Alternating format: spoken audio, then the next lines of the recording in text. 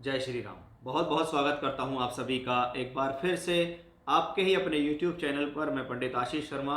आज हम बात करेंगे मकर राशि के जातकों के लिए वर्ष 2025 के अंदर उनका करियर और उनका लक। क्या आपका लक बेमिसाल होगा? क्या आपका करियर शानदार होगा? इन दोनों को देने वाले जो मुख्य ग्रह हैं वो शनि और बृहस्पति हैं। यानी बिना बृहस्पति के लक नहीं है और बिना शनि के करियर नहीं है, कर्म नहीं है, नौकरी नहीं है, व्यापार नहीं है। और ये दोनों एक दूसरे के पूरक हैं। आप कर्म ही करते जा रहे हैं लेकिन भाग्य साथ नहीं दे रहा, या आपका कर्म डाउन है लेकिन भाग्य ने फिर भी आपको मार्केट में बनाए हुए रखा हुआ है। तो ये दोनों चीजें एक दूसरे की पूरक हैं। इसलिए काल पुरुष की कुंडली में आप कभी देखेंगे तो नवम भाव भाग्य है और 10वां भाव कर्म है। यानी भाग्य और कर्म दोनों एक दूसरे से पूरक हैं। ये गुरु और शनि पे निर्भर करता है। तो वर्ष 2025 में जहां बृहस्पति बहुत तेज गति से चलने वाले ग्रह होंगे, क्योंकि वो इस वर्ष में 3 बार राशि बदलेंगे, वहीं शनि भी इस बार एक राशि परिवर्तन करेंगे जहां आपको शनि की 7.5 से पूर्ण मुक्ति भी मिलेगी। तो क्या होगा उन घटनाओं का जब वो आपके जीवन में परिवर्तन करेंगे, उसका मकर राशि के जातकों पर क्या प्रभाव होगा, यह विस्तार से इस वीडियो में दिया गया है। अगर मकर लगन से आप इसको देखना चाहते हैं तो उसके लिए अनिवार्य है कि शनि या गुरु इनकी महादशा या अंतरदशा आपको चलनी चाहिए, तो ही आप इसको कंसीडर कर सकते हैं गोचर को। अदरवाइज इसको राशि से ही देखें। स्क्रीन पर हमारे व्हाट्सएप नंबर डिस्प्ले हैं। अगर आप अपने हॉरोस्कोप दिखाना चाहते हैं, बनवाना चाहते हैं, कुंडली मिलान चाहते हैं, बर्थ टाइम रेक्टिफिकेशन कराना चाहते हैं, सिजेरियन डिलीवरी के लिए बर्थ टाइम निकलवाना चाहते हैं, या कुंडली से संबंधित कुछ भी जानकारी चाहिए, तो व्हाट्सएप पे कांटेक्ट कीजिए। अपना date of birth, time, place डालिए। पेड कंसल्टेंसी होगी। शुरुआत कर लेते हैं सबसे पहले शनि महाराज से ही कि वर्ष 2025 के अंदर शनि महाराज आपकी राशि से दूसरे घर के अंदर ट्रांजिट करते दिखेंगे, जहां हम ये कहेंगे कि भाई जब तक शनि दूसरे घर में है तब तक 7.5 का थर्ड फेस आपके जीवन में है। और जब कोई ग्रह अपनी ही राशि में हो, क्योंकि ये एक जाती हुई 7.5 है, इसका अंत हो रहा है। और ये भी यहाँ पर भी शनि अगर देखें तो एक अंतिम डिग्रियों की तरफ जाते हुए दिखाई देंगे। यानी अब शनि का फल 7.5 के रूप में बहुत सूक्ष्म, बहुत ना के बराबर आपको मिलेगा। यानी अगर 29 मार्च तक शनि कुंभ राशि में बैठे हैं, तो अब जैसे जैसे शनि की पोजीशन आपके जीवन में आगे बढ़ रही है, डिग्रिकली प्लैनेट का ट्रांजिट बढ़ रहा है, वैसे वैसे ही अभी आपके लिए एक रिलीफ का कॉम्बिनेशन बनता है कि चलो भाई 7.5 से तो मुक्ति हमें पूर्ण रूप से मिल जाएगी वर्ष 2025 के अंदर। अब होता है शनि का राशि परिवर्तन। ये राशि परिवर्तन होता है 29 मार्च को। अब इस राशि परिवर्तन को हम देखेंगे, समझेंगे और जानेंगे और आपको समझाएंगे। सबसे पहले प्लेनेट कहाँ पर बैठा है, वहां पर वो सबसे ज्यादा इफेक्टिव होता है। तो आइए देखिए कि शनि इफेक्टिव कहाँ है। शनि इफेक्टिव है थर्ड हाउस के अंदर। अब तीसरा भाव और शनि की मित्रता है। शास्त्र भी कहता है कि भी 3, 6, 11 में शनि मिले तो अच्छा, मंगल मिले, सूर्य मिले, राहु केतु मिले तो अच्छे हैं। अच्छे क्यों हैं? ये अशुभ भाव है।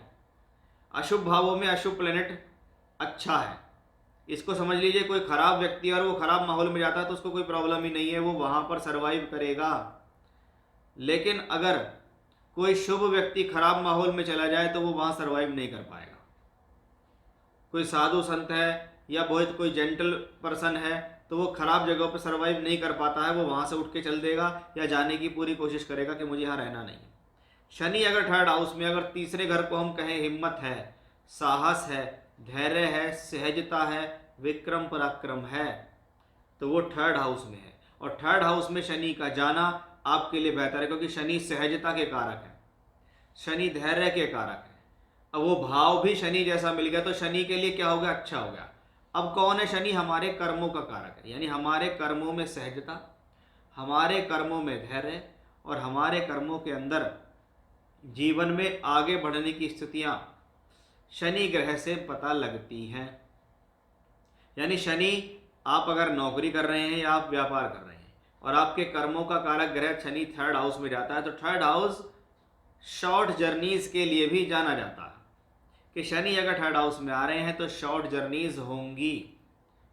अब आपकी लाइफ में शॉर्ट जर्नीज होंगी। अब मैं आपको एक लॉन्ग टर्म प्रेडिक्शन देता हूँ, जिसको आप आज सुन लेना और इसको अपने जीवन में आने वाले 2-2.5 साल में अप्लाई करके देखना, निश्चित आपके साथ ऐसा होगा।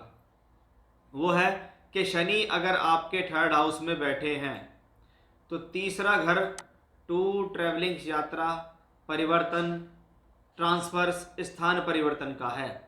तो शनि यहाँ से बैठ के 12वें घर को देखते हैं, जिसको हम विदेश यात्रा भी कहते हैं। अब आप अगर नौकरी कर रहे हैं तो आपकी आने वाले 2-2.5 साल में जॉब चेंज होगी, या ट्रांसफ़र होगा, या तबादला होगा, या काम करने की जगह बदलेगी, या नौकरी बदल के विदेश चले जाएंगे, विदेश से नौकरी कर लेंगे या विदेशी कंपनी के लिए काम कर लेंगे। यही एग्जैक्टली बिजनेस वालों के लिए है कि भाई टूर, ट्रैवलिंग, यात्रा ज़्यादा होंगी, कम्युनिकेशंस ज़्यादा होंगे, सोशल मीडिया से आप जुड़ेंगे, ट्रैवलिंग्स होगी, विदेश से व्यापार करने के योग, विदेश जाकर व्यापार करने के योग, दूर के लोगों से संबंध बनाकर काम करना, ये निश्चित आपकी लाइफ में होगा। आप इसको नोट कर लेना और आप देखना समय समय पर आपके साथ अगर ये घटना हो तो वीडियो में कमेंट करके ज़रूर बताना कि आपने जैसा कहा था ऐसा हो रहा है। क्योंकि इसके पीछे ये रीज़न तो है ही है कि शनि तीसरे में बैठे हैं, 12वें को देखते हैं। शनि आपकी राशि लगन के मालिक होकर भी 3rd हाउस में है, यानी मेरी राशि और लगन, यानी मैं खुद, मेरा मन, मेरे सोच, मेरे विचार, मेरे एफर्ट्स 3rd हाउस में जा रहे हैं। यानी अब मेरा मन, मेरा सोच विचार भी कहता है कि अब लाइफ इस तरह काम नहीं करेगी, कुछ गेमिक करना पड़ेगा, कुछ अपने जीवन में परिवर्तन करना पड़ेगा, यानी कुछ ऐसा करना पड़ेगा कि लाइफ में कुछ एक ही ठर्रे पे जीवन चल रहा है, कुछ नया करना, कुछ नई क्रिएटिविटी करना आपको यहाँ से देखने को मिलेगा। वहीं धन के स्वामी होकर भी शनि यहाँ बैठे, यानी धन कमाने के साधनों को बेहतर करना, या धन कमाने के लिए अन्य स्थान से जुड़ना, या ये कहिए कि धन जब तक अच्छा नहीं होगा, जब तक कुछ क्रिएटिविटी, कुछ ट्रैवलिंग्स, कुछ परिवर्तन, कुछ जॉब चेंज, कुछ दूसरे स्थानों से जुड़ना नहीं होगा। शनि की दृष्टि यहाँ 5th हाउस और 9th हाउस दोनों पर है, यानी वो सभी मकर राशि या लगन के जातक जो संतान की इच्छा रखते हैं और चाहते हैं हमें संतान हो, उनके लिए 29 मार्च से समय शुरू हो गया है। उसके बाद देखना 1.5 वर्ष साल के अंदर आपको संतान का सुख सहयोग मिल जाएगा, या कह लीजिए संतान का जन्म हो जाएगा, या संतान कंसीव हो जाएगी, ऐसे भी हम कह सकते हैं। ये कॉम्बिनेशन उन लोगों के लिए अच्छा है जो एजुकेशन कर रहे हैं, प्रोफेशनल क्वालिफिकेशन कर रहे हैं, या हायर एजुकेशन करने के लिए घर से दूर जाना चाहते हैं या विदेश जाना चाहते हैं, उनके लिए भी एक योग बेहतर दिखाई देता है। यानी 7.5 के बाद शनि आपके लिए बहुत कुछ बेहतर देने के लिए तैयार खड़े हुए हैं। और मोस्ट ऑफ द टाइम अगर देखें तो वर्ष 2025 में शनि अपने ही नक्षत्र उत्तरी भाद्रपद नक्षत्र में ही गोचर करते दिखाई देंगे, यानी शनि का अपने आप में एक बेहतर संयोग यहाँ मिलेगा। अब शनि होते हैं वक्री। शनि होंगे वक्री भैया 13 जुलाई से लेकर 28 नवंबर। और शनि जो है मेष राशि में नहीं होंगे, यहाँ पर होंगे, थोड़ा माफ कीजिएगा, शनि की पोजीशन यहाँ 3rd हाउस के अंदर है। और शनि का वक्री होना भी 3rd हाउस के अंदर बेहतर ही है, क्योंकि वो भाव उसको पसंद है। और जब उसको भाव पसंद है तो सीधी बात है कि शनि अगर 3rd हाउस में वक्री भी होते हैं तो वो समय आपके लिए और पॉजिटिव है, क्योंकि प्लैनेट सूर्य से दूर होने के कारण वक्री होता है। और वक्री होता है तो बली होता है, चेष्टा बल से भरपूर होता है, शक्त होता है। इसलिए शटरन का वक्री होना आपके लिए और अधिक सकारात्मकता को देता है। यानी वर्ष 2025 में आप देखिए, जैसे ही शनि का राशि परिवर्तन होगा, उसके बाद शनि की सीधी गति, शनि की वक्र गति सभी तरीके से आपके लिए सकारात्मक साबित होगी। यानी कर्म कारक ग्रह पूर्ण रूप से आपके लिए तैयार है। अब देखना है कि भाग्य कारक क्या कर रहे हैं आपके लिए। भाग्य कारक ग्रह हमारे लिए कौन है? वो है जुपिटर। वो जुपिटर 14 मई तक हमें हमारी राशि से पंचम भाव में मिलता है। अच्छी बात यह है कि ये एक अच्छे भाव के अंदर है, ये धन का कारक होके बैठा हुआ है, ये एक त्रिकोण भाव में बैठा हुआ है, और ये इसका संबंध सीधा धन से है, क्योंकि यहाँ से बैठकर शनि नवम भाव यानी भाग्य स्थान, लाभ भाव यानी सोर्स ऑफ इनकम के भाव से कनेक्टेड है। इसलिए गुरु की ये पोजीशन 14 मई तक आपके पूर्ण रूप से फेवर में दिखाई देती है, क्योंकि जुपिटर की प्लेसमेंट और एस्पेक्ट दोनों अपने आप में पॉजिटिव दिखाई दे रहे हैं।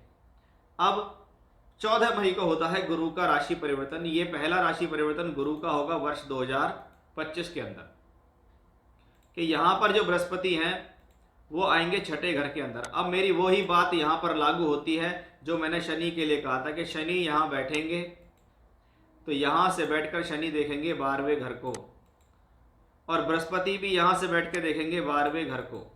इसका मतलब है इस एक वर्ष के अंदर, यानी 14 मई से अगली 14 मई 26 के बीच में आपके जीवन में बहुत ज़्यादा चांसेस बनेंगे, टूर ट्रैवलिंग यात्राएं बढ़ेंगी, जॉब चेंज होने के कॉम्बिनेशन बनेंगे, विदेश से जुड़कर काम करने के योग बनेंगे, एक्सपोर्ट इंपोर्ट में फ़ायदा मिलेगा। यानी कुल मिलाकर ये शनि और गुरु का दोहरा गोचर जो तीसरे और छठे घर में बैठकर 12वें घर को राज दृष्टि देता है। बृहस्पति यहाँ 14 मई से लेकर 18 अक्टूबर तक रहेंगे। अब कुछ लोग इसको कहते हैं कि जी ये तो विपरीत राजयोग भी होता है। भैया विपरीत राजयोग गोचर के नियमों में नहीं लगता, विपरीत राजयोग सिर्फ कुंडली के नियमों में लगता है। लेकिन अगर आप प्लेसमेंट वाइज देखो तो बृहस्पति अब यहाँ इतना खराब नहीं है, क्योंकि ये अपने से इस यहाँ चौथे में बैठा है, ये अपने से यहाँ सप्तम में बैठा हुआ है। यानी प्लेनेट की प्लेसमेंट अपने भावों से केंद्र में है, और वही गुरु 12वें घर को देखता भी है, अपने ही भाव को देखता है। अपने भाव को देख के वो 12th हाउस को एक्टिवेट करता है, और एक्टिवेट करता है तो वही 12वें घर से संबंधित स्थितियां जो मैंने आपको बताई है। इसमें एक सावधानी रखनी ज़रूरी है कि धन का कारक जब जब 6, 8, 12 में ट्रांजिट करे उस दौरान आपको फाइनेंशियल जो डिसीजंस है, पैसे से संबंधित जो निर्णय हैं, वो सोच समझकर लेने चाहिए। किसी भी प्रकार की जल्दबाजी और हड़बड़ाहट में नहीं लेने चाहिए। इस बात का ध्यान रखना, अदरवाइज गुरु आपके लिए पॉजिटिव हैं। अब एक गुरु का एक और परिवर्तन होता है आपकी लाइफ में, ये वर्ष 2025 का आखिरी परिवर्तन गुरु का, जब ये एग्जॉल्टेड हो जाएंगे कि भाई मेरे धन का कारक ग्रह उच्च का हो गया, और उच्च का होके भी वो 7th हाउस में गया। यानी ये समय में 18 अक्टूबर से 5 दिसंबर में गुरु यहाँ पर होंगे, उच्च के होंगे। तो उच्च के होकर गुरु का ये कॉम्बिनेशन 7th हाउस को सबसे पहले फलीभूत करेगा। तो हम क्या कहेंगे भाई, नौकरी के लिए, व्यापार के लिए, सामाजिक पद प्रतिष्ठा के लिए, पद प्राप्ति के लिए ये समय अनुकूल है। गुरु देखेंगे 11th हाउस को, यानी इस दौरान वो सडन गेन, प्रॉफिट या लाभ या प्रमोशन दे जाएंगे, मान सम्मान को बढ़ा देंगे। 3rd हाउस पे भी दृष्टि देंगे।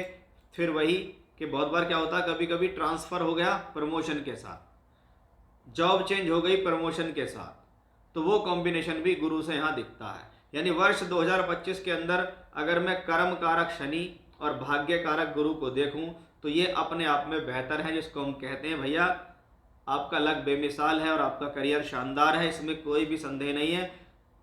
मकर राशि के जातकों के लिए ये कंप्लीट पैकेज गुरु और शनि का है।